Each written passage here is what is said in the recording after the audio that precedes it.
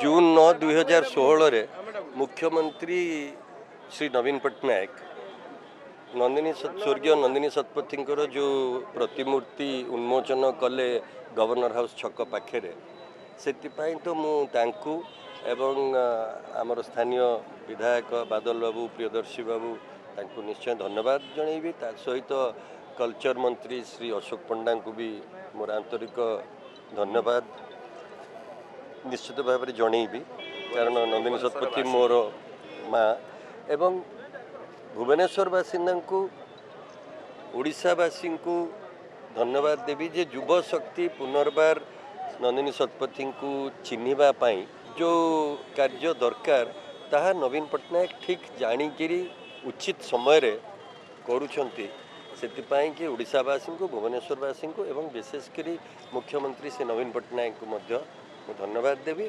नंदिनी शतपथी के केवल मो माँ थे ता नुहे, केवल मुख्यमंत्री थे ता नुहे, सी जड़े साहित्यिका जड़े राजनीतिज्ञ जड़े प्रोग्रेसिव महिला जे कि गरीब लोकर चिंता करुले। आजिर सरकार से भाव में गरीब लोकर चिंता करुच्ची, सर्वनिम्न स्तर में बंची ओडिया नागरिकर चिंता करुच्ची। ये कॉर्पोरेट सरकार नुहे, ये बड़ बड़िया कर सरकार नुहे। से कि जो चाषी जो इरिगेशन प्रोजेक्ट जलसेचन प्रोजेक्ट जमती नंदिनी शतपथी आरंभ करते सेमती आजिर सरकार चाषी मानों गरीब लोकों जलसेचन खटिखिया मूल्यापाई सेमती दृष्टि दौची। मुझे कि भावुची जे ओडिशार भविष्य उज्जवल एवं आमे समस्ते मिसिकिरी कार्य कले ए राज्यर भविष्य ए राज्य एक नंबर राज्य रे निश्चित भाव में परिणत हम। ओडिशा प्रथम महिला मुख्यमंत्री भाव में केवल नुहे साहित्य संस्कृति समाज सेवा क्रांतिकारी रचना तांकठारु बड़ी आ प्रतिभा जन्म हो कि नहीं मोर संदेह। जितेबले से नेत्री थिले प्रथमे महिलार स्वाभिमान पाई नारीर सुरक्षा पाई तांकर निरंतर प्रयास जीवन शेष पर्यंत से जाहिर रखी सांबादिकता क्षेत्र रे एक अनन्य दिगंत उन्मोचन करिबारे ए महान नेत्रींकर नेपथ्य भूमिका तांकु स्वीकृति देछि। अनुवाद केवल साहित्य रे नुहे, अनुवाद साहित्य रे केवल ट्रांसलेशन रे ट्रांसक्रिएशन रे से जणे नेपथ्य नायिका थिले। सेतेबेले तांकु एशियार सूर्य बोली कहा राजनीति क्षेत्र रे जणे महिला को तांकर एडमिनिस्ट्रेशन शिखिबार कथा सेतेबेले गरीब मेहनती मनीष लड़ाई कर माँटीए मुझे देखा पाऊना। नमस्कार। आमे सब शुणुचु पूर्वपुरुषों पवित्र श्मशान देशर जातिर गौरवगान उद्धरिबा पई कले तनुक्ष मानव जीवन हुए सफल। ए महादीक्षा की बुझब उत्कल उत्कलीय संस्कृति होउची पूर्वपुरुषंकर स्मृति रक्षा करवा।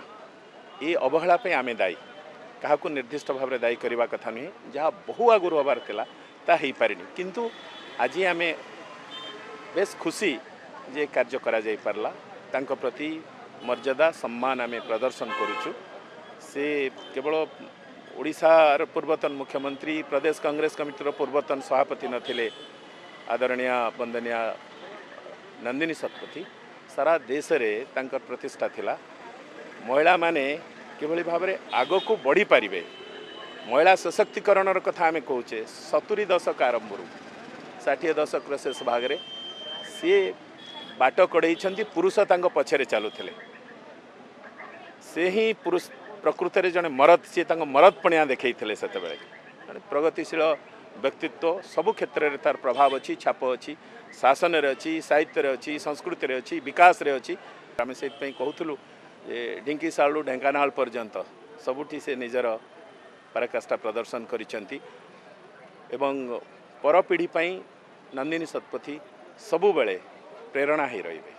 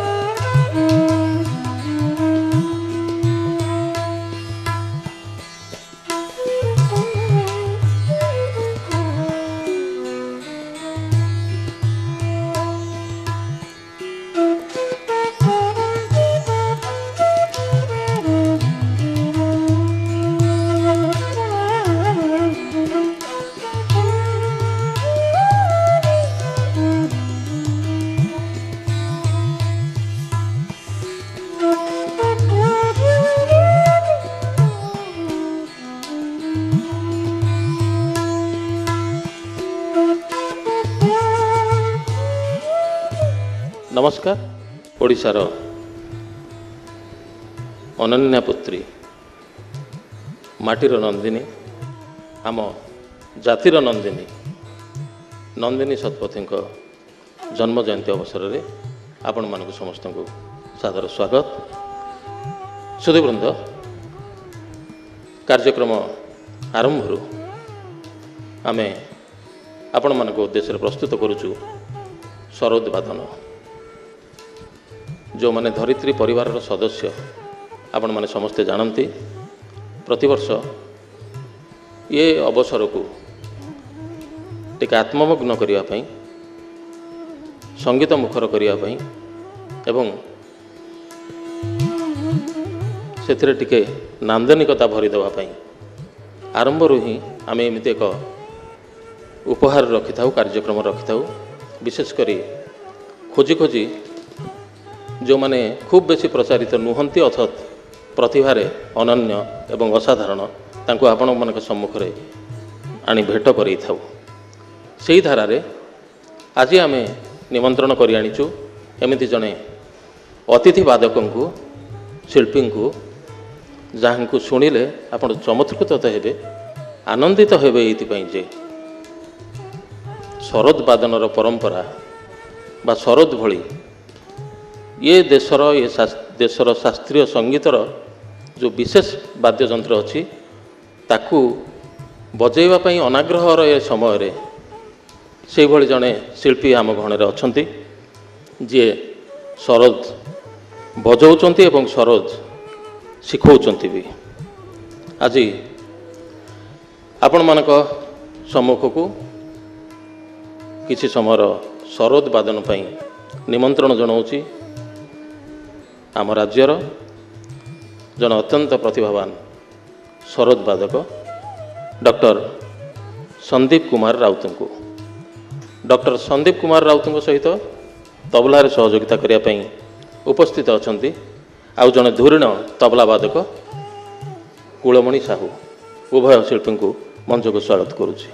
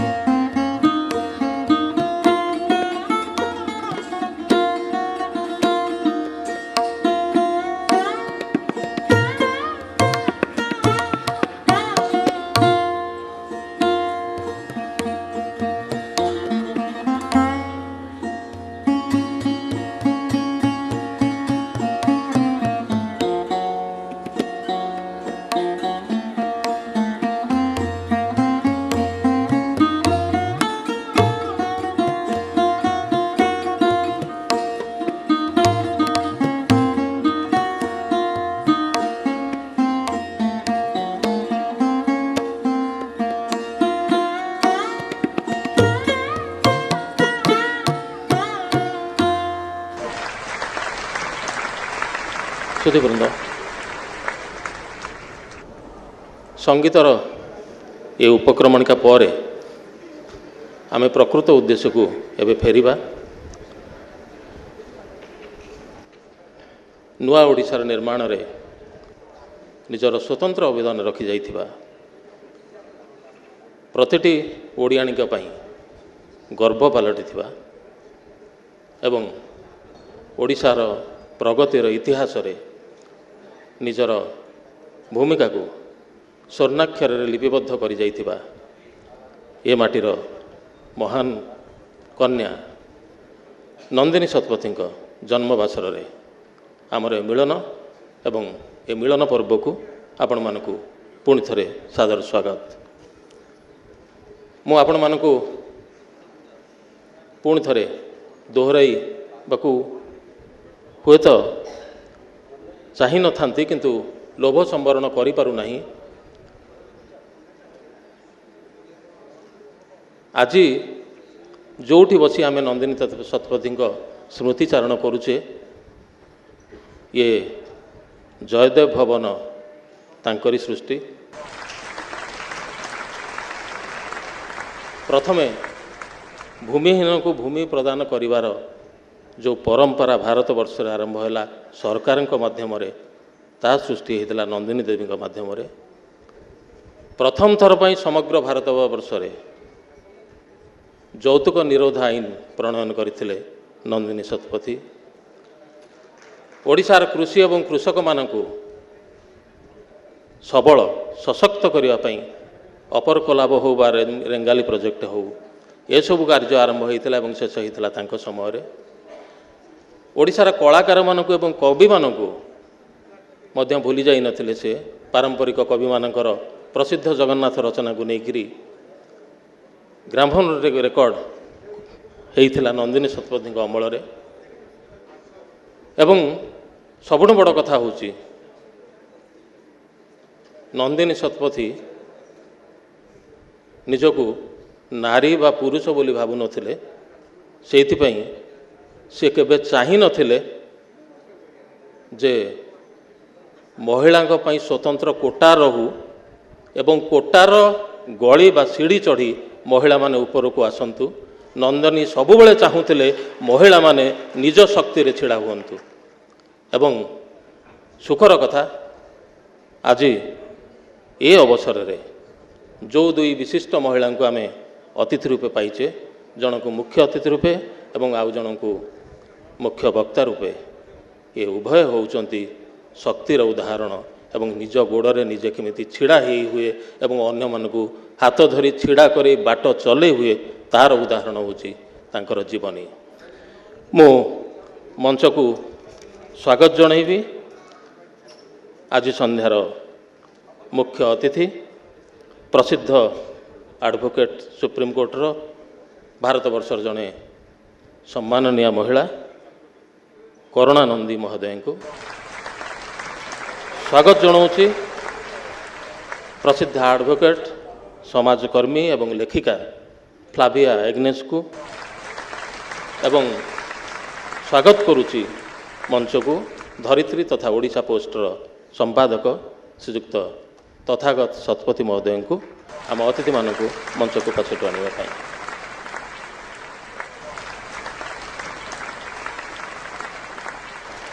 ମୁଁ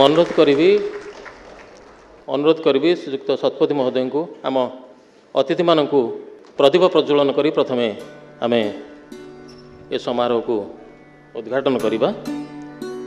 ମୁଖ୍ୟ ଅତିଥି ଏବଂ ମୁଖ୍ୟ ବକ୍ତା ତଥା ସମ୍ପାଦକ ସାଂସଦ ଶ୍ରୀଯୁକ୍ତ ତଥାଗତ ଶତପଥୀଙ୍କୁ ଅନୁରୋଧ। ପ୍ରଭୁ ଶ୍ରୀ ଜଗନ୍ନାଥ, ଶ୍ରୀମା ଶ୍ରୀ ଅରବିନ୍ଦ ଏବଂ ନନ୍ଦିନୀ ଦେବୀଙ୍କ ପ୍ରତିମୂର୍ତ୍ତି ନିକଟରେ ପ୍ରଦୀପ ପ୍ରଜ୍ୱଳନ କରି ଏବଂ ପୁଷ୍ପାର୍ଘ୍ୟ ଅର୍ପଣ କରି ଏ ସମାରୋହକୁ ଉଦ୍ଘାଟନ କରିବା ପାଇଁ।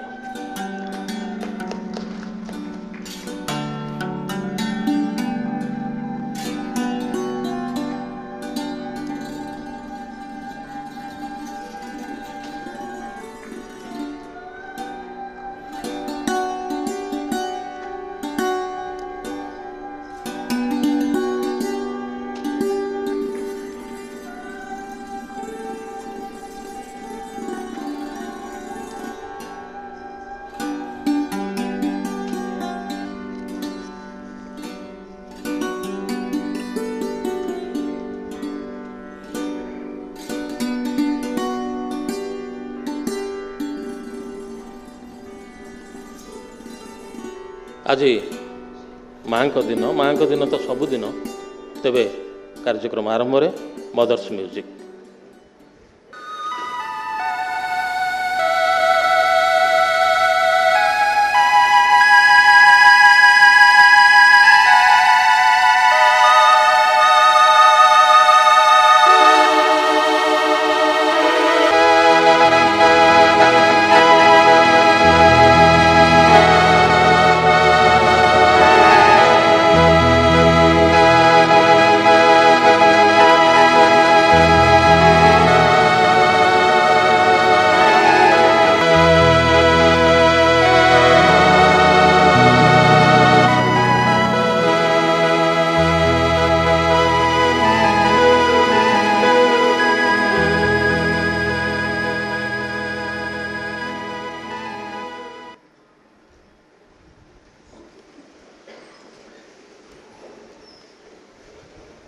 धन्यवाद।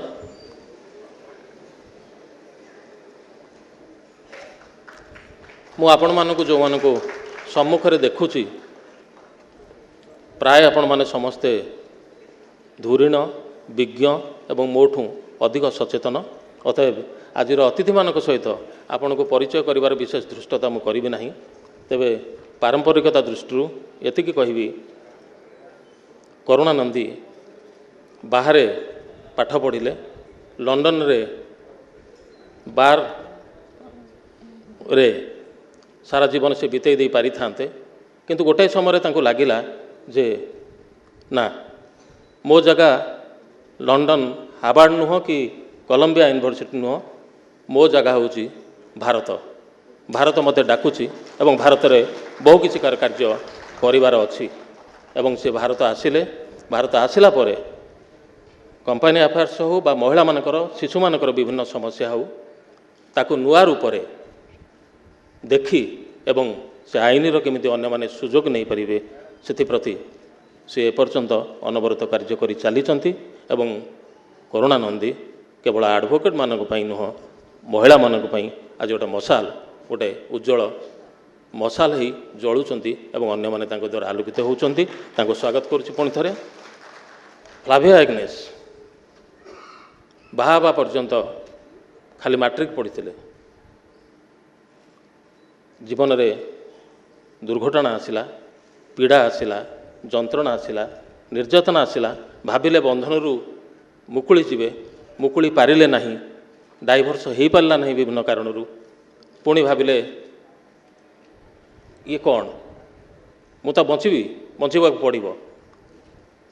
8 वर्ष पर एमए पढ़िले सोशियोलॉजी रे, लॉ कले, डिग्री हासिल कले एवं मजलिस बोली गोटे संस्था तैयारी कले जो संस्था आज पर्यंत 5000 रु अधिका महिला को सुरक्षा दे पारिछि, शक्ति दे पारिछि एवं सेमानक निज जीवन सहित से परिचित करि पारिछि। जने विशिष्ट एडवोकेट हवा सहित जने विशिष्ट समाजकर्मी मध्य से हेइ पारिछंती एवं तांको आत्मजीवनीमूलक पुस्तक my story our story of rebuilding broken lives भारतवर्षर अनेक भाषा आज अनुदित तांको मध्य मु स्वागत जनाऊँगी। आपण मानक समस्त तरफ आपण को उभय को स्वागत एवं अनुरोध करुच्ची ये सबु आयोजनर नायक धरित्री तथा ओडिशा पोस्टर संपादक मान्यवर सांसद श्रीजुक्त तथागत शतपथी महोदय को आपण मानक प्रारंभिक स्वागत संभाषण जवाब श्रीजुक्त शतपथी महोदय।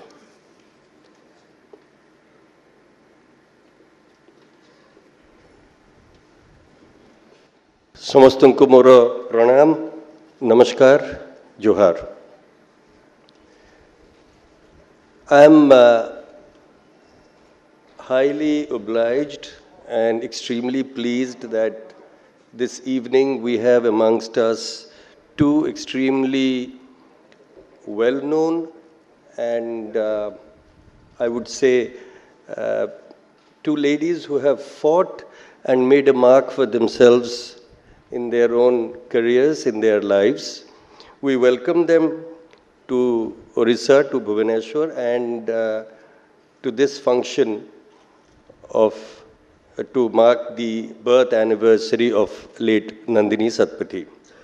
The subject that we dared to give these two learned ladies, which we thought of is titled Rule of Law, Has It Led to Misrule? And while thinking of the subject, we were also confused ourselves, like how will it be presented, what exactly is it that we want our speakers to dwell on. What little I understand when I see life and see politics and see how powerful people run the government both at the center and the states, I realize that what is termed as civil society, a society can be called civil primarily, what I understand, maybe I'm completely off track, primarily because it has a law, and to implement that law, it has an order machinery. Or to bring it down to cruder terms, you have the courts, you have the constitution, you have the statute books, you have whatever, everything under one umbrella called law. And to implement that, you have, let's put it very succinctly, you have the police, the cops. So a society that has these two balancing factors can be called a civil society. And a society that does not possess these two qualities, we would possibly call it Jungle Raj, barbaric society, or a wild country or a wild society. We have, what little again I have seen, we as a nation, Indians, we have been subjugated for too long. There were the Afghans, there were the Mughals, there were the British, but much prior to that, before the Dutch and the French and the British and the Mughals and the Afghans, we have had forces, alien forces, who have come and ruled over and, well, I would not say rule over, but they have overrun us, overrun this subcontinent, and have exploited us, looted us, plundered us, and we have been more or less in the past not such an united society, so we have been defenseless. So law, as something put down on us, has always been alien to us. It's not something that is born from us. It is not something that has been created by us. It was some alien ruler who put it onto us. And we were forced to abide by this alien regulation. So when some individual decided to become disobedient, disobedience and dereliction of duty, of law, everything became or made the person, that individual, a hero at home. When he went back to his parents, when he went back to his wife or his children or his friends, they considered that here comes a hero who has opposed the very essence of administration, the very essence of government, and somebody who has dared to stand up against the might of the state. So in that kind of a society, it was admired if you stood up against the might and the brutality of society. It is possible, again, this is a weird thought, it is possible that a great leader like Mohandas Karamchand Gandhi, his major plank was civil disobedience. He probably understood that we as a nation, Indians, always, it is there inborn in us, we were always disobedient as a nation. So he used our weakness, he used our aberration in our characters to channelize it in such a way that it completely confused and it completely put the Western rulers in a confused state. They didn't know what was happening. They were prepared for guns, they were prepared for battle, they were prepared for people to fight them. But they didn't understand when people didn't fight them, when people didn't hit back at them, people didn't throw stones at them, people didn't give speeches. So the civil disobedience movement probably is something that grew from Gandhi's understanding of our inherent character of being disobedient. Probably. This is just an abstract thought.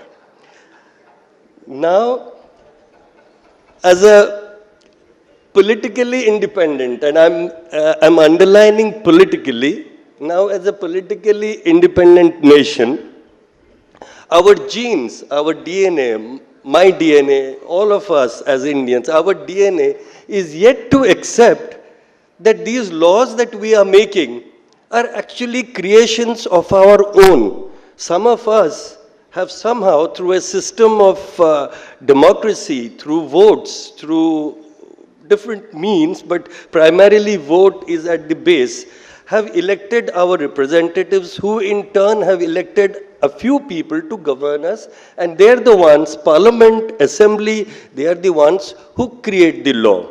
And on the other side, you have the courts, you have the government system, which is implementing it, interpreting it. So, law of the land, as we understand, is something that is being created by us now, but we are unable to notice the change. That something was alien earlier, now it is something inherent, we are creating it. I see in Parliament how scores of so-called archaic laws are being scrapped. Government tells us that these are laws that are not required in this date and time. That is very welcome. And law, as we understand, is not something limited to only the constitution or statute books, because those are documents, they are fixed. It is up to the human element, it is up to the courts, it is up to the judges, it is up to the lawyers, it is up to civil society to interpret them. So a constitution, when people say it is not written in the constitution is not something living, it's not an entity which is alive, it is something dead. Or dead would not be the right word, it is something that is not living, non-living object. How we interpret it gives it a life. So, lot of laws are being scrapped nowadays. Therefore, in this background of a country that has never seen law as being something inherent and part of its population and its people throwing up something as law for their own requirement, for their own need. The situation, the scenario has changed, and now we are making laws which we are supposed to be needing. Therefore, has this new situation, the rule of law, has it led to misrule, is what we would like to hear from a very renowned and from very able speakers who should tell us what is their perspective, especially from, I am not saying feminist, but from a woman's point of view, what is their perspective. We have also tried to change the format a little bit. Each of our speakers has been requested to speak for 20 minutes. After 20 minutes, we will have young volunteers on both sides with paper and pen. And if any of you, ladies and gentlemen, like to ask a question, we would request you to please raise your hand. Our volunteers will give you the paper and pen. Please write the speaker's name, whom you want to specifically put the question to. Write the question in clear handwriting. Put your name and your mobile number, and we will shortlist 6 questions, 3 for each of the speakers, and they will have an opportunity to elucidate, to clarify, if they wish to, on any of the points that trouble you, let's put it that way. So therefore, I will not prolong too much. I thank you all for this great evening. I will thank you again at the end of it, but right now I am also thanking you for being so patient. And my only request is kindly switch off your mobile phones or put it on silent mode. And the second request is nobody should leave when our speakers are speaking. You can leave once the speakers finish, and that is where I will come to stop my blabbering. Thank you. धन्यवाद श्रीयुक्त शतपथी महोदय। एबे आमे प्रथमे शुणिबा आजिर मुख्य वक्ता को विषयवस्तु संपर्क में श्रीयुक्त शतपथी महोदय आपण मानक सूचना दे सारी।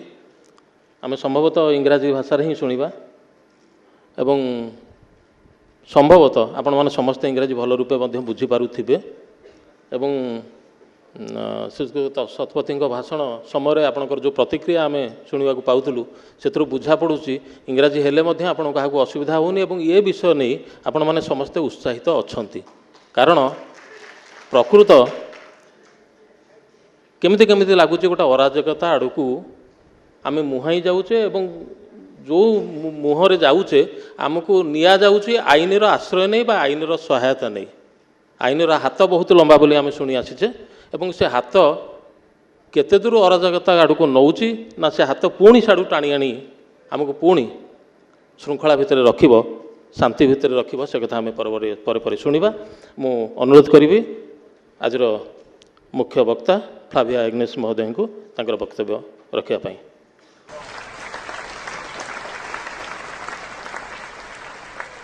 Good evening, everyone. I am very happy to be here, delivering a memorial lecture in honor of someone I have always admired as a child, as growing up, as a law student, as a lawyer. Means we always hear about the Nandini Satpathy case, where certain human rights aspects were litigated in the court and won.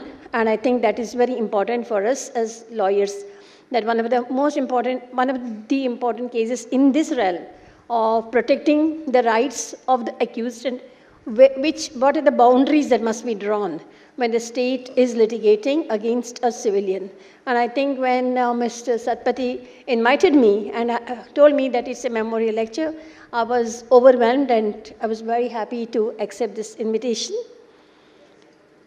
And I'm very happy to be here in a land where Prabhu Jagannath's temple is there at Puri, Konarak is there, several of these monuments are there, and ruled by gods and goddesses who are so enduring. One is ancient, one is the whole grandeur of it, but also the endurement, like something very dear, a very human-like God who has all the rituals of humans, and I think it's a wonderful feeling to be here and to be part of this culture and to be part of this narratives. So I'm extremely happy.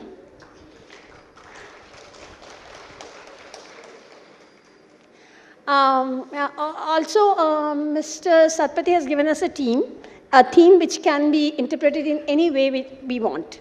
In fact, I asked him what exactly you would like us to speak or like me to speak. And he said, whatever you want. He said, the ground is open. And they also told me about the last year's event, which was very heated controversy was there. So I thought that, we must have a certain element of excitement and controversy this year also. So there are many issues I could talk about, but I'll give you a brief introduction about myself and my organization. I'm in Mumbai. We have a small organization called Majlis, and the Majlis Legal Center essentially provides support to women in all their litigation issues in the trial court, whether it is a question of obtaining divorce, maintenance, other rights, domestic violence, sexual abuse, etc.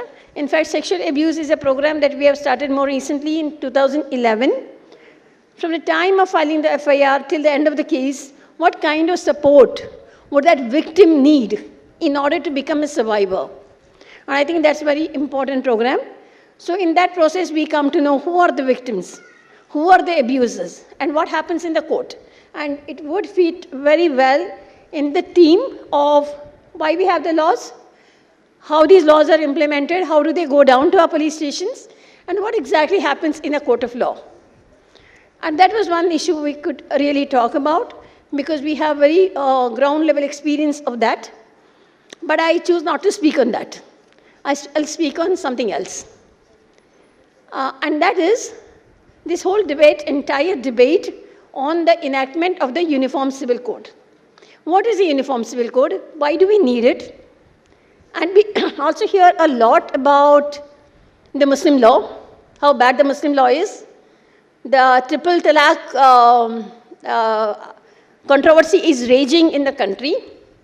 Muslim women one side, secular groups along with the Muslim women, the Muslim Personal Law Board on the other side. There are lots of these gender versus community tensions we are living through. I do not know how much of it is here in Orissa, but if you see Delhi, Bombay newspapers, they are full of this news. So I do not want to talk about also Uniform Civil Code or Muslim law, but I want to talk about something which is more relevant to us and which we experience every day. And that is, as Mr. Satpathy said, we have a constitution. We have a constitution as a guiding principle. I wouldn't say it's a dead constitution, it's a living constitution, and it expands every day, gives us rights. We also have the Hindu Marriage Act. And both these are now more than 6 decades old. So where has it taken us as Hindus? As a Hindu society governed by the rule of law, we have a law that is there for all of us. And it is supposed to transform the Hindu society. There was a lot of debate for 15 years to bring this law as against the opposition from the conservative forces. So we declare ourselves as Hindus, as a progressive society. We have reformed our law. Unfortunately, most of us Hindus do not know our law. Unless we have a problem, we live by a culture. How we get married, how the rituals are performed. More or less, we're still into our culture. And that cultural space is a very sacrosanct. And for me, Puri and Jagannath temple, in a way, emblemizes that this is our God made out of our own culture, made out of our own civilization, and that's what we worship, and that's what we live by. I'll give you only one example. Similarly, I come from South India. I come from Karnataka. So we have a lot of traditions. We have different rituals. First cousins marrying each other, uncle and nephew marrying each other. There are lots of these pluralistic society. And into this pluralistic society, we have one law. That's called the Hindu Marriage Act. So I just want to flag a few issues. And where are we today? Because if we had one law that was working well, then I could say, yes, that law is very good. And all of us, minorities, Christians, Muslims, must follow that law, because that law gives rights to women. So I would just want to, without being too controversial, I just want to flag a few issues. So what this law brought about? It abolished child marriage. It prescribed an age for marriage. And in 1976, that age was 18 years for girls and 21 for boys. It abolished polygamy. And in 1955, from 1955, all Hindus were supposed to be monogamous. One man, one wife. It gave women property rights. That women, first as daughters, and hopefully their wives, but that is not there, they will have equal rights as against the brothers. It made Hindu marriage contractual. So Muslim marriage is always contractual. After that, Christian marriage became contractual. But now Hindu marriage is contractual. We have contractual rights and obligations. And if those obligations are not fulfilled, we have an exit point. We can opt for divorce. Now all these came about. And I want to see where are we today. When we say Muslim law is bad and Muslim law doesn't work, the presumption is Hindu law is good and it has worked. And I speak to you as a lawyer representing Hindu women in the courts. That's my major area of work, and my entire team works on that. So let's take simple issues. Firstly, let us take the most controversial issue of polygamy. One man, one wife. He must not have more than one wife. So what do? We know our society is not polygamous, and it's not monogamous. Our cultural traditions, one wife here, one wife there, one kept woman here, one affair somewhere, has it really stopped by this law? Or has it continued? And according to me, it has continued. The statistics that were there like in 70s that came about showed that there are more average, statistically, more Hindus have polygamous marriages than Muslims. But Muslims are only 12%. Hindus are a large majority. So actual numbers, the numbers are staggering of Hindu men marrying more than one wife. But we are not talking about affair. We are not talking about a kept woman, a concubine, a mistress. We are talking about wives. I come from the state of Maharashtra.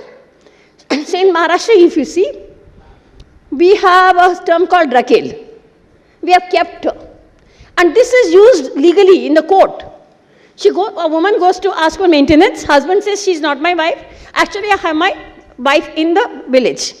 And I have kept her. She's my wife. I have children through her. But she's not actually my wife. So what happens to her when this happens? So Hindu marriage says only one man and one woman. So where does this law leaves this woman? Because as before 1955, Hindu law was polygamous. And all our gods, goddesses, everybody had more than one wife or husband. And we are used to that culturally.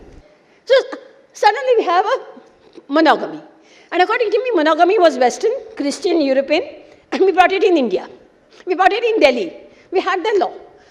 Where does it go? Where has it gone to our villages? Has it gone to our towns? Has it gone to our civilized society? We have Hema Malini and Dharmendra.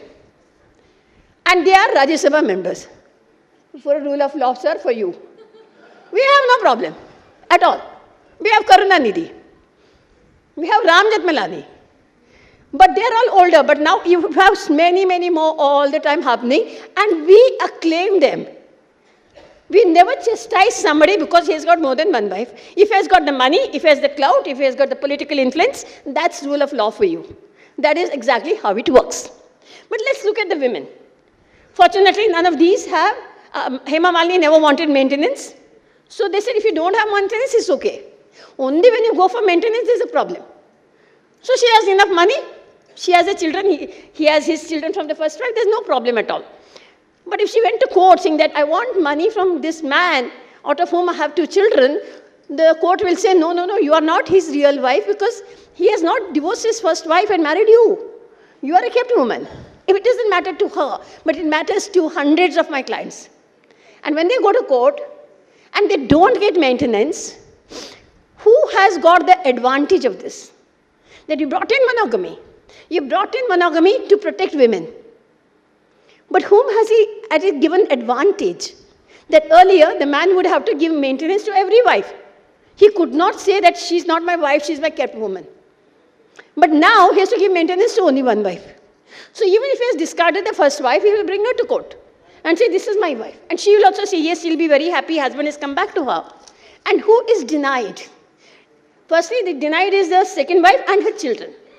But fortunately, the child rights has advanced. So now there is no concept of legitimacy and illegitimacy. He has to provide for every child of his, whether it is through legal marriage or illegal marriage. Who it has left behind? It is left behind women. Who gets punished for the polygamy of the marriage is the woman. She has no rights. So finally, we enacted a law called Domestic Violence Act, and we brought in a concept called live-in relationship. And we thought we had overcome the problem. We said, okay, Hindu marriage is this, but now we can recognize live-in relationship. In 2011, we got a Supreme Court ruling on this, and we said, no, the judge said nothing doing. He is contracted to marry one wife. He cannot contract another wife. And that woman will only be a mistress. And that judgment refers to these women as concubines, as keeps, as mistresses. And that is how we have advanced. I'll give you another statistics. Sir, you have to really stop me because I can go on this topic. When my time is up, you just take me. You have 3 minutes. So child marriage. We have recent statistics. A staggering number of children are getting married. And they said this number of children who are getting married is as much as the population of Jammu and Kashmir. That many children are married, many of them under 10 years. Now, subsequent report came, 84% are Hindus. So we say Muslim law is not codified. Muslim law, there is no prevention of child marriage, but who is getting their children married young? Where is it? It is like census statistics, I'm telling you. That 84% of a child marriage are among Hindu families.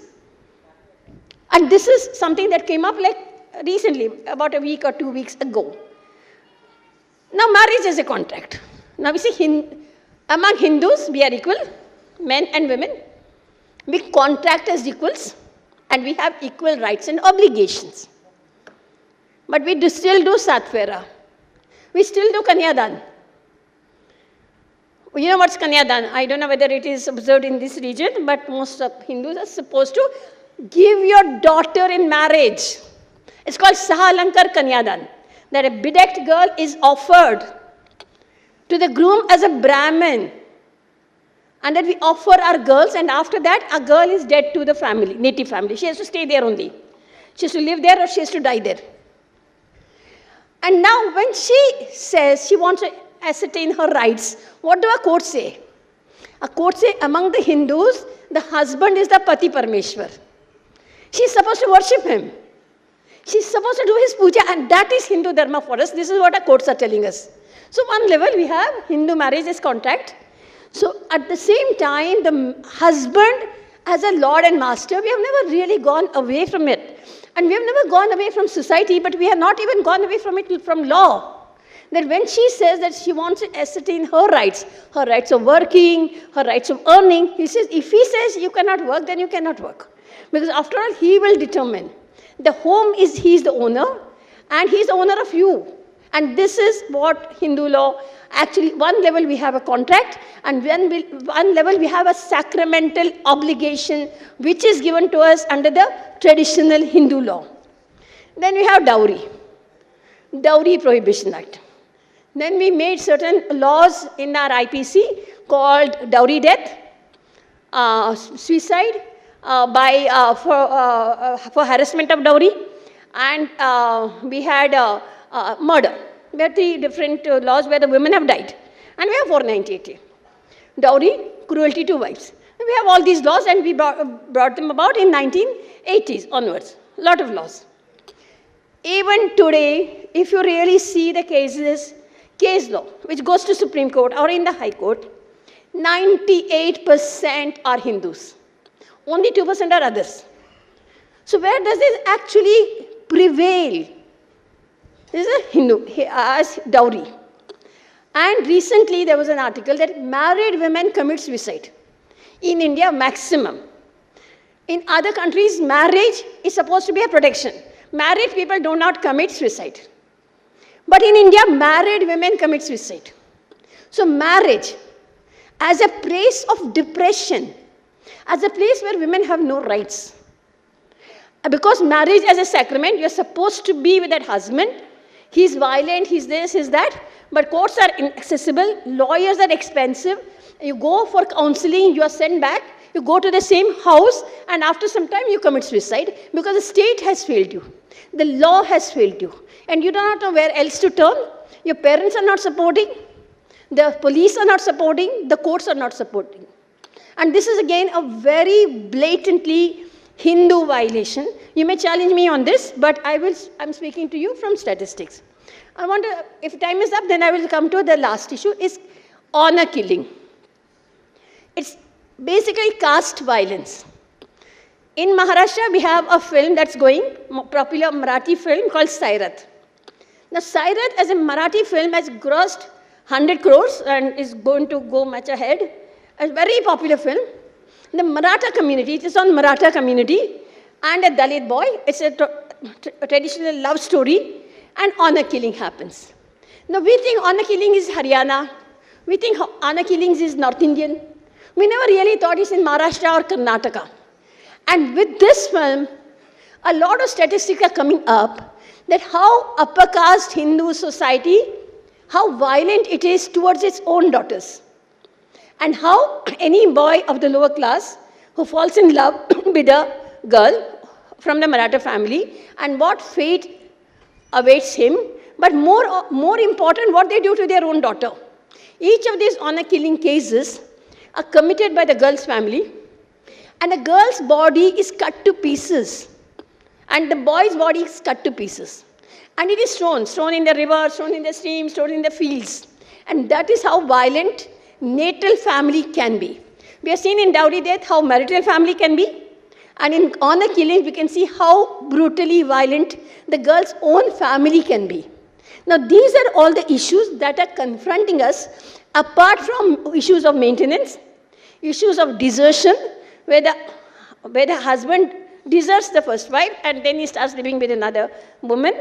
And that woman, in Marathi again, we have a term called paritatya aurat, that she is the discarded woman. We also have son preference and the way we treat our girl children. Again, in Maharashtra, there is a term for girls called nakusa. That means she's the unwanted child.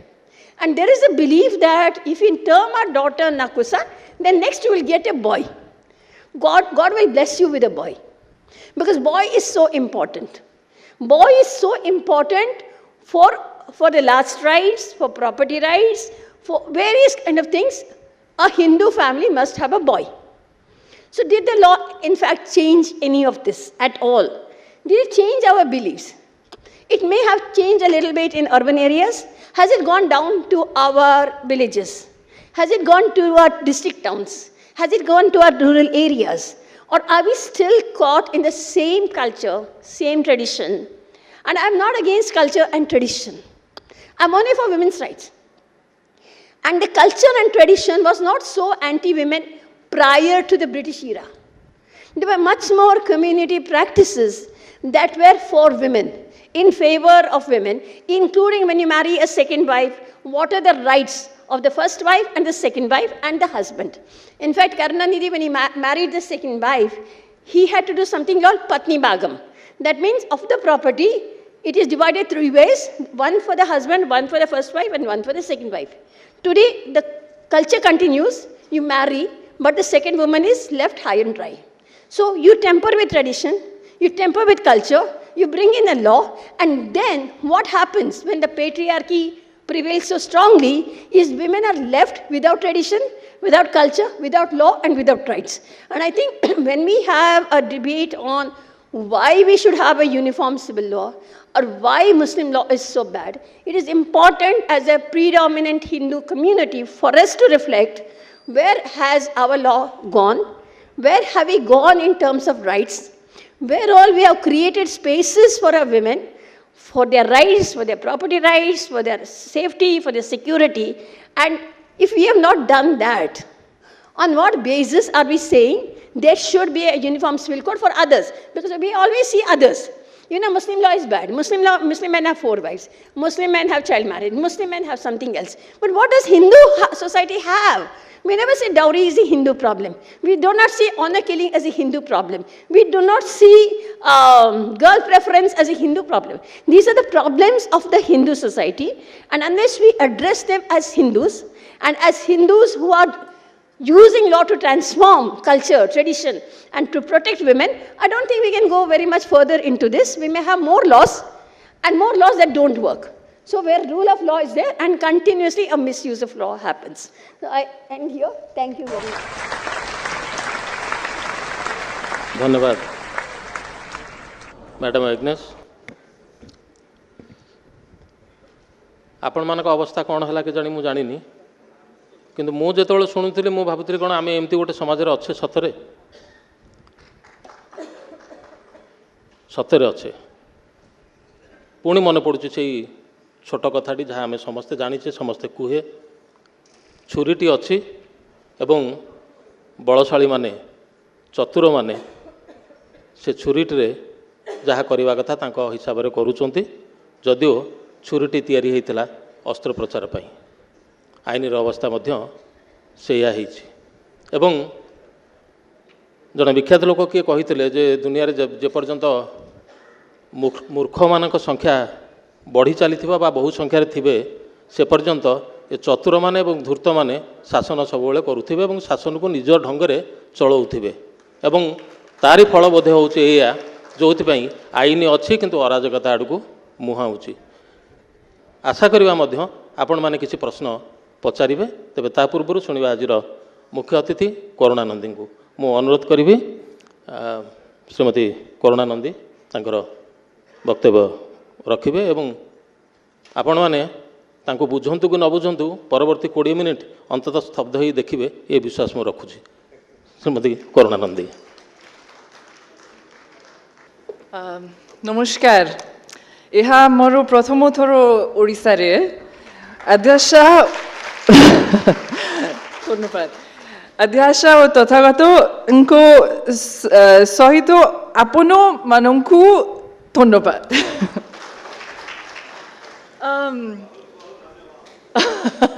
Shukriya. I am deeply honored to be here. And I'm deeply honored because we are celebrating today the birth of a very tall Indian leader. Nandini ji has been celebrated by the Odisha Assembly as a lifelong revolutionary and by many others as an administrative genius. Now, to me, initially, when I thought about it, these two things seemed very different from each other. But actually, when you look at what the rule of law truly means, these are the two factors that it requires us to bring together. Why is that? Let us think, at the first instance, what rule of law is. Why does it exist? It exists to balance power from the mighty towards the landless, towards Dalits, towards OBCs, towards women, towards the 80% versus the 20% who do not have power. We could look around us and, it's interesting, when I was a child, there was a perception that when you grow up, you can only do what your mother does and not your father, what your father does. So a lot of the people around me wanted to be, and my mother worked, a lot of the people around me wanted to be teachers and physiotherapists, etc. And people did not think you could be a doctor, you could be a lawyer, you could be a judge. Because I looked around me and on the bench, there were Savarna, Hindu, upper class, privileged, able-bodied, heterosexual men. I looked around me at NGOs and it was the same situation. I looked around me in other positions of power, same thing. And has the position changed today? It has not changed that dramatically. And so what we have at the moment is that we have in governance, and the Women's Reservation Bill is something that people have been trying to pass for ages, but it has not gone. So we still have a situation where we have about, let's say, 15 to 20% of society governing the rest of us. This is where power is wielded. Now, true freedom, true equality, this is the difference between the constitution that we have today and the ideals that we have today and what rule of law is supposed to be. This is where it is different, and this is where I actually disagree with you a little bit. Where traditional society, yes, there was the idea of rule of law was not there perhaps because it is something that was imposed from the outside back then. And there were particular structures that we had. We had the caste system and we had a particular place for women and we had, ruling by a divine right and then ruling by a colonial power. But what are the ideals now? The ideals are different. I am going to tell three stories of cases that I have worked on and experiences that I have had, and take stock of where we are as a society, how much progress we have made, in part through some of these cases, in part through other work, and how far do we have to go? Where is it that we have to go? The first story is the story of Safreen Khan. Safreen Khan suffered, she is a 23-year-old and she lives in Bhopal. Safreen Khan suffered her first tragedy long before she was born. On the 9th of December the 2nd, in 1984, a gas leak from the Union Carbide factory partially blinded her mother, gave her father chronic heart disease, and her brother, who was 2 years old at the time, developed lung problems. Safrin's second tragedy began when her family moved to a new house in a place called Gupta Nagar. They soon discovered that their water was laced with the same poisons that caused the 1984 tragedy. They were drinking hexachlorocyclohexanes, dichlorobenzene. These cause cancer, neurotoxicity. She knew it could damage her lungs, her brain, and her reproductive system, but she had no option. Because the successive governments at the time, the Congress and the BJP governments, did not provide safe water. The 20,000 people who've been drinking this water for 30 years were forgotten too. Now, in terms of 32 years after the fact, 32 years after foreign companies came and created what is the poster child of industrial disaster, where are we? There have been a few victories. I argued a case in the Supreme Court for many years, leading a bunch of very committed activists and 5 survivors groups out of the 7 that currently are there. And the court ordered that safe water be provided. It doesn't sound like much for the government to provide safe water, where water with chemicals is being provided to Bhopal victims. But it took us many, many years to do this. And the reason it took many years is that repeatedly the Madhya Pradesh government would come and say, but it's all done. On affidavit, they would come and say, but the work is complete. Now, this is not a controversial subject of damages. This is just a matter of safe water being provided, you see. And every time, the survivors and their supporters would have to go back and do household surveys and say that these people are still drinking cancer-causing water. These people are still drinking neurotoxic water. This work has been done. That is something of a victory. Now, the second victory, we got what was called and hailed then as a landmark judgment on providing better health care to these communities. That judgment is being now in the High Court. People are having to fight to have that implemented against these same denials that are coming again and again and again. Let us now talk about the money, the compensation that the survivors did not get. Since we are talking about rule of law, I'm going to trace this, of course, through the law. What happened in 1984, shortly thereafter, was that a Bhopal Claims Act was passed by the government appropriating the claims of the survivors and saying that, look, we will do a better job of bringing you justice. What justice was brought? In 1989, there was a midnight settlement that was made between the Congress government at the time and the companies. The survivors were not asked for their consent. The settlement was for a tiny percentage of the claim that was sought. In 2010, however, there was a public outcry because what happened was that the lower court said that a lower court convicted the Indian officials that were responsible for the negligence and the strip down of the safety mechanisms in the Union Carbide plant, and they convicted them for 2 years. 2 years. 2 years that is equal to a traffic accident without intention, drunk driving where a misled boy runs over one person. Following this big public outcry, yes, the UPA government, they did file a curative petition. In that curative petition, they did an all right job, but a number of issues were left out. Issues concerning whether Dow Chemicals was liable, because Dow Chemicals was saying that, oh, but we only took over Union Carbide in 2001. Yes, it was a merger, and yes, we have acquired the rights, but we have not acquired the liabilities of this company. What was left out was the New York law, the Delaware law, all the fine legal principles that, of course, the companies would fight because they have the most sophisticated lawyers, but our government didn't see fit to address. We were pleaded as parties, and the 5 survivors groups, we worked, and a bunch of people from around the world came and worked very hard, and we have addressed those principles. That matter is before the court. They have said that they will look at the settlement and the validity of the settlement. So that is something of a partial victory. So in the end, unfortunately, what is it that we have got? We are at a stage where the Supreme Court, we hope, will hear the matter soon. But in response to our pleadings, Dow Carbide have filed about 6 feet worth of documents. This is something that is worth a lot of money to them.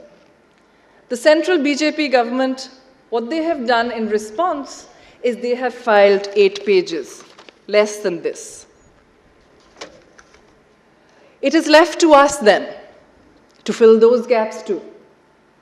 It is left to some of the weakest, some of the poorest, some of the most disadvantaged in our country, their supporters and their lawyers, to fill those gaps. And we are working hard to do so. What it takes, though, let's face it, is yes, it takes this hard work, but it is the public outcry, it is the political support, let us not forget, that even got the UPA government to try and remedy the wrongs that the Congress made in the midnight settlement of the 1980s. And it is this involvement, it is this public voice, it is all of us standing together that makes a huge difference in these matters. You know, sometimes people ask me, why did this take 32 years? And I think that if this had happened in South Delhi or South Bombay, the answer would be very different. The result would be very different. Dow Carbide are able to hire sophisticated lobbyists and PR managers. They had donated some money to the BJP. It was not a large amount, but it was taken. Apparently, much later, there was a public outcry. It was given back. But it is also true that in our country, rule of law is somewhat thin on the ground.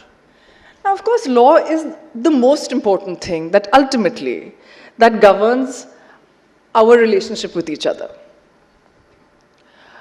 Violence, property, commercial relationships, our relationships with companies, our relationship with government, it is something that governs the relationships. The trouble is that the wheels of justice grind slowly, and not just in human rights cases.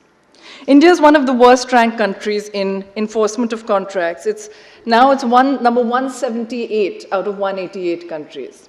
India is lower placed than Niger, Guinea-Bissau, the Kyrgyz Republic. They all fare better. Let's look then at the ease of doing business. This brings me to another client of mine, Vishal.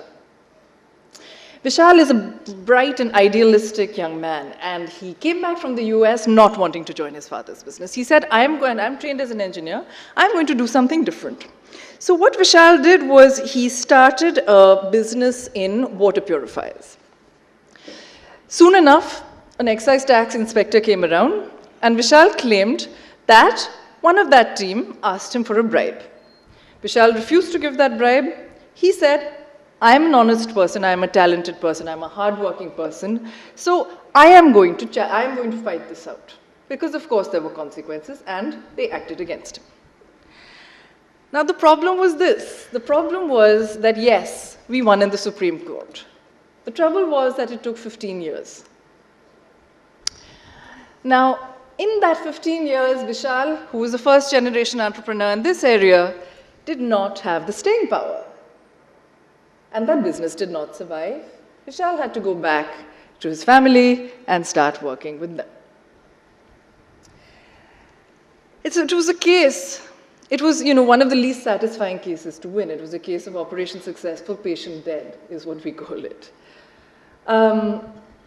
So, Chief Justice Thakur's anguish when he was talking about the fact that we don't have enough infrastructure, we don't have enough judges, we don't have enough courtrooms, and we don't have enough people to staff the infrastructure of justice, I think was a very important one. Yes, there are also vacancies that need to be filled, but these boring, nitty-gritty issues, having enough courts, making sure about 70% of the people in jails are not convicted of anything at all. So speed of justice is something that's extremely important. It is speedy, certain justice that prevents, for example, sexual assault. Not the death penalty, not higher sentences. It is speedy, certain justice. You know, we keep talking about India being a democracy, and China has not established the rule of law. And if there is a power above the law, there is no social justice, apparently. Everybody can be subjected to harm. This is something that Ai Weiwei said. An elite class that is free to operate without limits, power that is free to operate without limits, only gets strengthened when that power is replicated in the legal system of a country.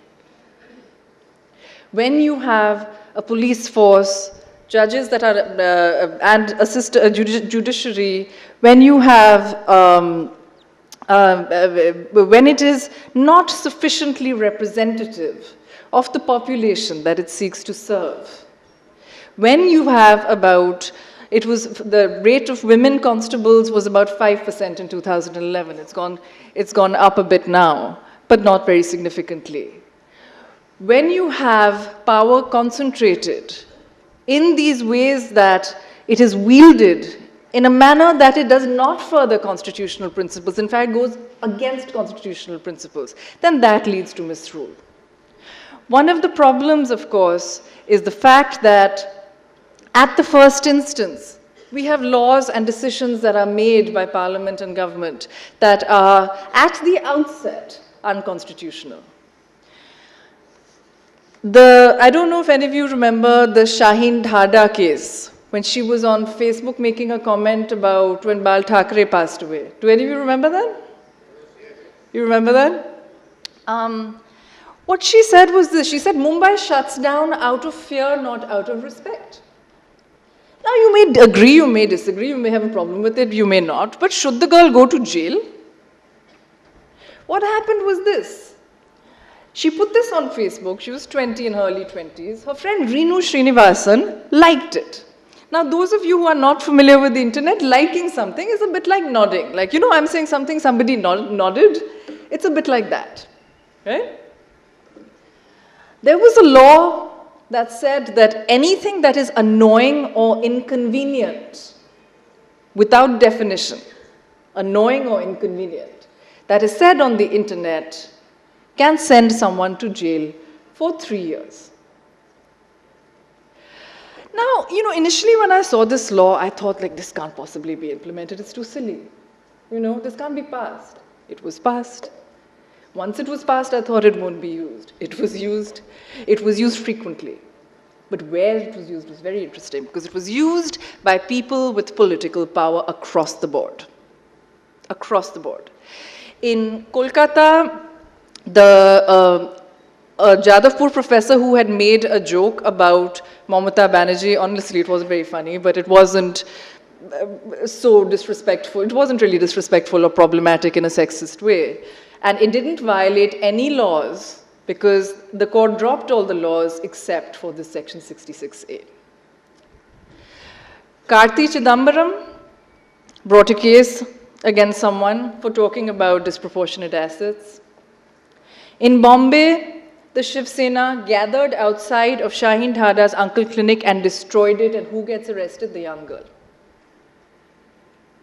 Ultimately, after a long and tough battle in which many people were involved in the Supreme Court, this law, the Supreme Court decided to strike it down.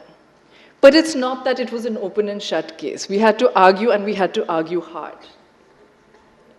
Let us also be clear that when government does not act constitutionally at the first instance, the court cannot always fix it. Why is that?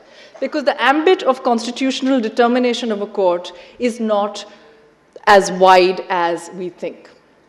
If you have an entire legislation that Parliament sees fit to pass that is unconstitutional, and if you bring that entire legislation before the Supreme Court or before a High Court, it is almost impossible for that bench to strike the entire legislation down. What that bench might do is they might say that, you know, challenge particular sections before us. If you can find a constitutional rights lawyer to bring this case, and within a particular ambit, the judge may decide to at an extreme level, strike it down, but they may also read it down. But if you look, for example, at Section 377, it's not that easy. If you look, for example, at the patently illegal, constantly patently illegal decisions that the Central Board for Film Certification makes, for example, with Urta Punjab, it is a board for certification and it is not a board for cuts. But these are decisions that are made repeatedly.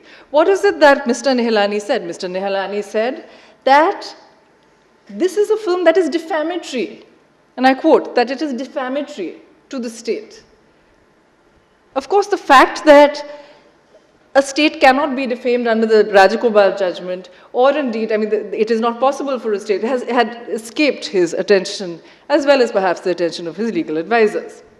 But what happens? It means that every time such a thing happens, every time government cracks down on free speech, or on somebody's rights, or passes a bad law, the onus is on the individual citizen to go to court, to find a constitutional lawyer, and for the courts to then be burdened and decide this matter within a particular limited ambit. So the rule of law, I think now, is truly something that we need to absorb. We need to absorb as a society what our constitutional rights are. And what our constitutional rights are, we need to implement them in our daily lives, in the boundaries that we have between each other, and we need to fight for them with institutions, before governments, and we need to claim our power and also establish the boundaries between our power and the power of others. It is a second independence movement now that is required. What we had so far was independence from British rule, but what Baba Saheb Ambedkar said even back then is that until every individual has the freedoms and the equalities and the basic rights that are guaranteed by our Constitution, India will not be free. Thank you.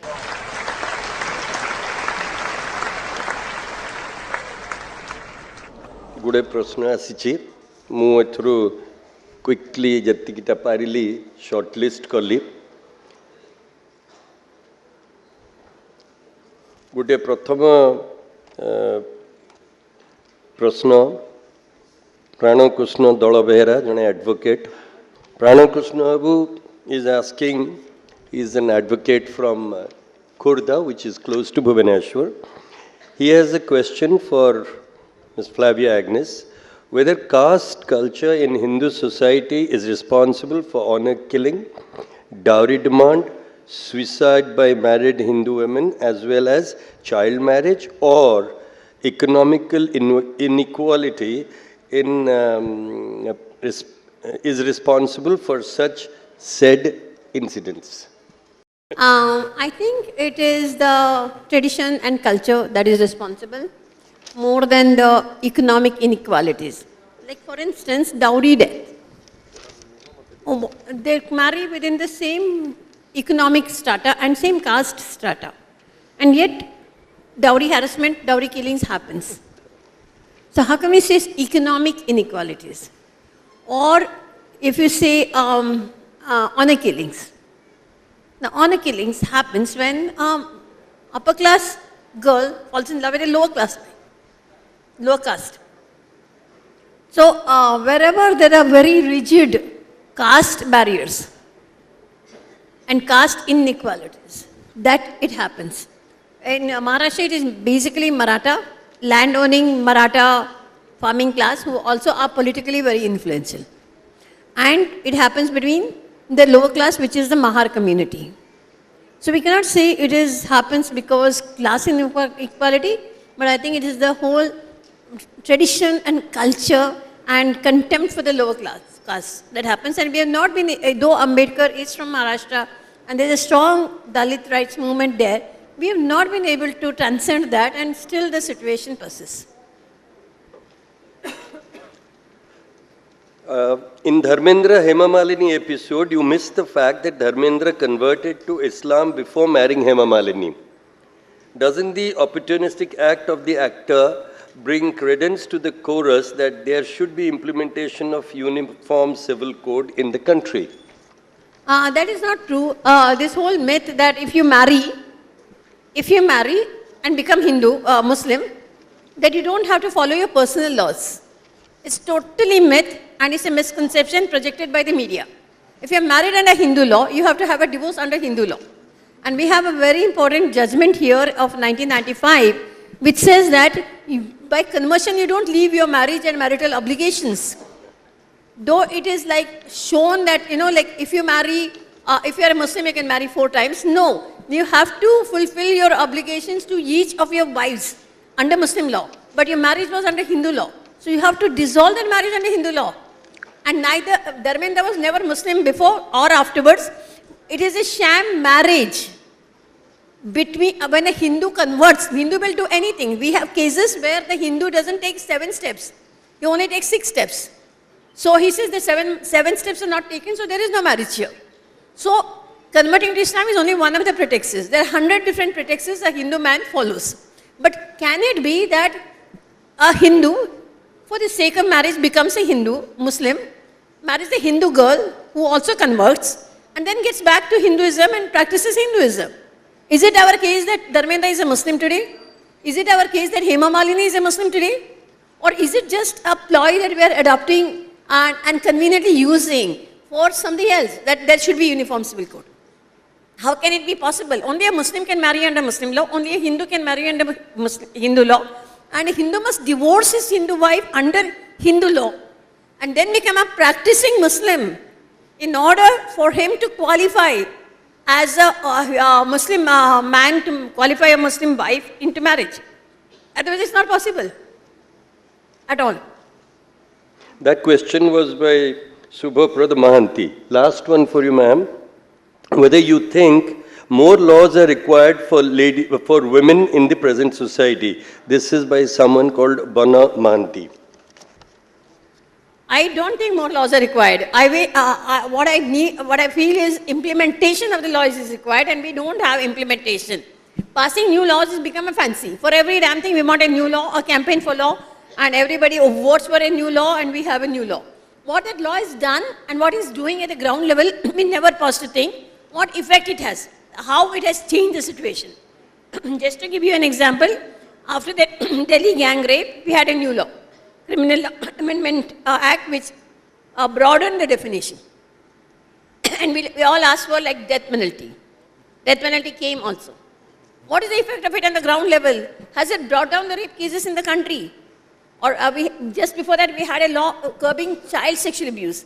Has it really brought down child sexual abuse in the country? Every day we are reading reports in the papers that rape cases are increased, child sexual abuse cases are increased. So, and is there conviction under these laws?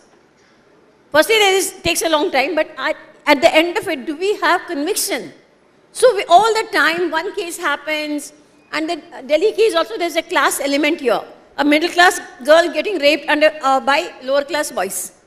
Similarly, we had Shakti Mills case in Mumbai. So these cases, there is death penalty. Does it bring down rape cases in the country? Does it act as a deterrent at all? So we constantly asking for new laws, hoping that new laws will bring social change.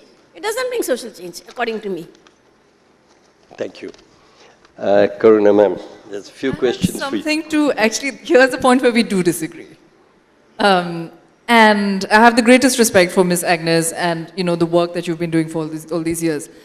But however, I think that a number of our laws are deeply patriarchal. In 2013, I was one of the people, with a number of other people, that worked with the government to bring some of the provisions of these new laws. I was also one of the people and also made recommendations. Right. That doesn't mean much in that law is not working on it. So what do these new laws do? What these new laws did, and this is where we first met, I don't know if you remember.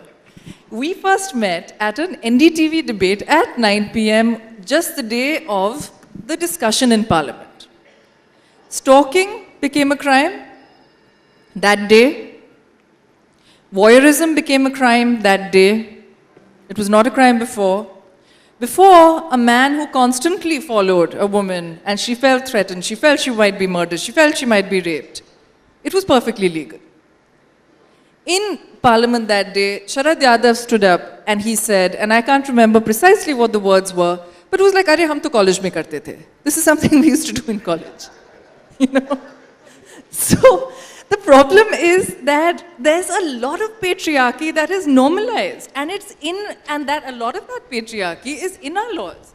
So if you look at the Indian Penal Code now, it is a combination of Victorian morality, this arbitrary Victorian morality that we seem to have inherited for some reason because of colonialism and it's not been gotten rid of contemporary patriarchy, because, for example, stalking is only non-bailable on the second offense. So the boy has to keep following you repeatedly, not once, but twice.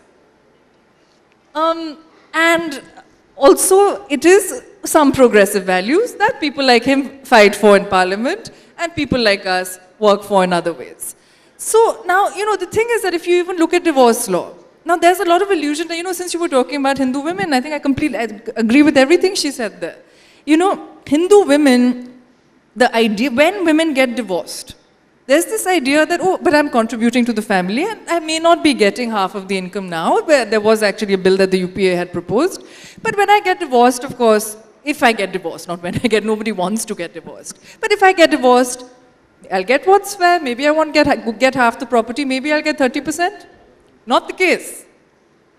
The right is to maintenance and the right is to a portion of property in joint names. So this is something that a lot of women don't realize. So it's very, very patriarchal, even the way the law is now. I was kind of heckled in Parliament by a very senior parliamentarian, what Ms. Nandi is referring to, where I objected to the gentleman who got up and said, "Kya ho gaya? हम तो जब college में पढ़ते थे लड़कियों को हर रोज छेड़ते थे." So this was like, I mean, on the floor of the Indian Parliament, a very senior parliamentarian admitting that he was harassing girls while he was in school and college on a daily basis. So why have a law for that? Punish him? Crazy. So it makes... You're right. You have to harass them to get them. We went the other way around, all of us. Anyway, okay. For Karunanandi ma'am, we shall not take too long. Mr. Siddharth Das asks, does the victim compensation scheme in section 437A CRPC, my God, he must be a lawyer. So he asks to Karunanandi ma'am, does the victim compensation scheme in section 437A CRPC, which I don't understand, really solve the problem of victims in India? Part 2, isn't the due process of law followed in Indian courts take too long to provide justice, and by the time the aggrieved party, more often than not, is dead, to enjoy the fruit of justice? So first part is important. Does it solve the problem of, does victim compensation scheme in section 437A CRPC, does it really solve the problem, you think? Compensation, is it enough? As you may know, the Criminal Law Amendment Bill of 2013, that's one of the issues that it addressed. However, the problem is that a lot of the states haven't set up these schemes, you see. So in a lot of the states, these schemes don't even exist. Also, in terms of the process required to get that compensation, that process can be complicated. Now, in terms of how long does it take to, how long does any legal process take? As you know, there are property cases that take decades, you know, like the grandson is inheriting it. You have even rape convictions that are, of course, the right to appeal, you know, has to be there. But at the same time, there is a study that was done by, this is slightly off topic and I'll come back. It was a study that was done by Professor Mrinal Satish at Yale. And what they found was this, that if you are raped and you are a virgin, then the rapist gets a high sentence. If the woman is raped and she is married, he gets a slightly lower sentence. And if she is unmarried and, you know, the forensic test, this sort of crazy two-finger test that is nowhere medically reliable, or, you know, that it creeps into the forensic report and comes before the judge, and the judge thinks she may have had some prior sexual intercourse, then that rapist gets an even lower sentence, you see. So yes, in terms of justice, it is true that it is extremely slow. We need more judges, we need more courts, we need more police, etc. But at the same time, it is the patriarchy also in all of this implementation. It is the anti-constitutionality that needs to be changed. And that is a different issue. That there are a number of ways that need to be addressed, but that is equally important. One last question. This is by Mr. J.P. Mahapatra. It is said that justice delayed is justice denied. But at the same time, justice hurried is justice buried. Please explain, to get the justice delivered to the needy people, how can it be done at the right speed and in the right manner? I can see Mr. Mahapatra likes sayings. Where is Mr. Mahapatra? Hello. Look, to some extent I agree with you, because, for example, fast-track courts, the idea of fast-track courts, very often you have courts that are regular courts that sit as fast-track courts. And sometimes you get convictions that are so fast that on appeal they are more frequently in any case overturned, you see. So there's no point then getting that conviction at the first instance. In terms of speedier justice, yes, of course we need more judges. Of course, I mean, I keep saying this, but we need more judges, we need more courts, and we need more police. And the second thing is that we need more women judges, we need more judges of different castes, we need more judges of, for example, I think that at the moment, you know, we have 3 judges from a particular community, from a particular state in the Supreme Court, you know, from one jati. So now this is something that, that does need to change. And what does it take? Whose responsibility is it? This is the responsibility of government primarily, of government. It is the government that creates the new posts, etc. And of course, the posts that are still vacant need to be filled. But I keep hearing, you know, wherever I go, wherever I speak to people, I keep hearing this problem that people have of delayed justice. One thing I would also say is that, you know, Maldives advising the government and the Supreme Court there. And they are kind of building their system, legal system from the ground up. So one of the things that we, you know, after various sort of deep consultations, but the population is only 350,000, one of the things we recommended is mediation.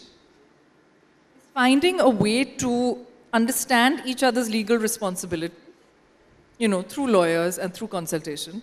And then coming to, you know, taking the cost that it would take to hire a lawyer, to the money forfeited for the next, whatever, 15 years that you can see go through the court system, have a realistic estimate of where you are in your position, and then see if you can come to a reasonable settlement. You know, very often we see property cases that happened between 2 brothers because one wife insulted the brother, and therefore, you know, what looks like something that is a land dispute is actually a question of 2 people fighting, and they need to figure it out, you know?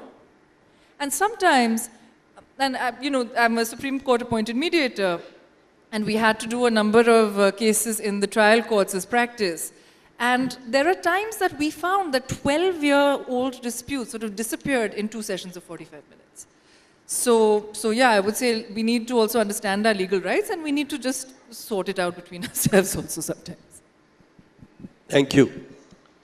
धन्यवाद. एत समय आलोचना भितर आम बोधे यही निष्कर्ष पहुँचा जहाँ आज मुख्य अतिथि करुणानंदी कही सारी पुणी आपण मानक से कथाटी मन पकईदेवी जहाँ श्रीकृष्ण कही अर्जुन को जो जे तुमर जदि निज प्राप्य जहाँ ताकू पाइबा पाई लड़ाई करिवार साहस नहीं ताहले जहाँ पाइल नहीं ताकू कांदिबा ताकू न पाई कांदिबार अधिकार भी नहीं ता जदि कांदुथिबो लड़ाई न करी ताहले अहल्या भली पथर हो पड़िथिबो एवं अपेक्षा करिथिबो रामचंद्र को दिन आसीबो आईन जदि रामचंद्र हुए ताकू साथी धरी समस्ते विश्वामित्र ही से पत्थर निकट को जावाक पड़ो एवं अहल्या उद्धार करने को पड़ो।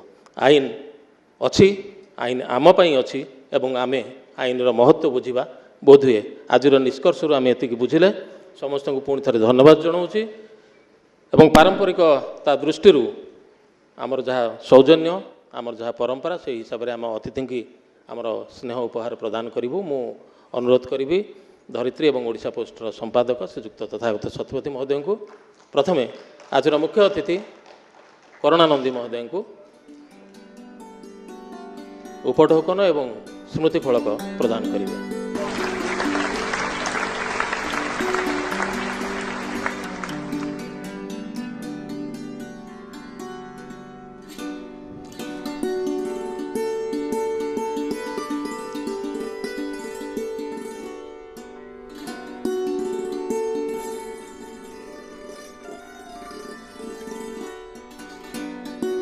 एवं आम संबर्धित करछु आज मुख्य अतिथि फ्लाविया एग्नेस को धन्यवाद।